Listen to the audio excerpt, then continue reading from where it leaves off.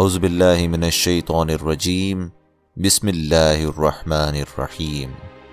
اللہم صلی علی سیدنا و مولانا محمد و علی آل سیدنا و مولانا محمد وبارک وسلم۔ جلوہ حسن،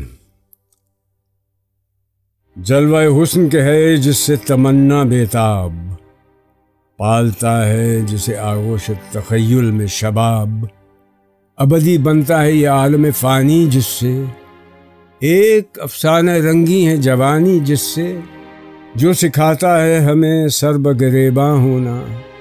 منظر عالم حاضر سے گریزاں ہونا، دور ہو جاتی ہے ادراک کی خامی جس سے، عقل کرتی ہے تأثر کی غلامی جس سے،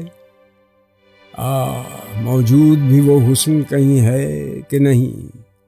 خاتم دہر میں یا رب وہ نگیں ہے کہ نہیں۔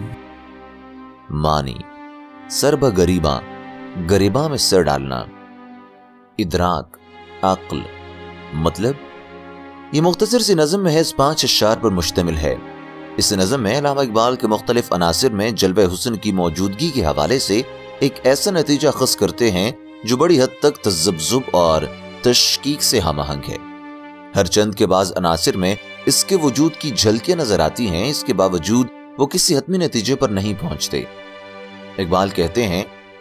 جلوہ حسن جو ہماری آرزوؤں اور خواہشات کو مضطرب رکھتا ہے، جس کی پرورش کی ذمہ داری جوانی نے اپنے تخیل کی آغوش میں لی ہوئی ہے اور جس کے سبب یہ عالم فانی ابدی حیثیت اختیار کیے ہوئے ہے، نظر آتا ہے، اور جس کے نم سے شباب بذات خود ایک رنگین افسانے کی حیثیت اختیار کیے ہوئے ہے، یہی جلوہ حسن جو ہمیں مختلف مسائل کے بارے میں غور و فکر کرنا سکھاتا ہے، اور جس کے سبب ہم اپنے حال اور اس کے مسائل سے کٹ کر رہ جاتے ہیں، اور جو ہماری سوجھ بوجھ اور عقل کی خامیوں کو دور کرتا ہے، اور جس کی وجہ سے عقل و خرد عملاً تاثر و احساسات کے تابع ہو کر رہ جاتی ہے۔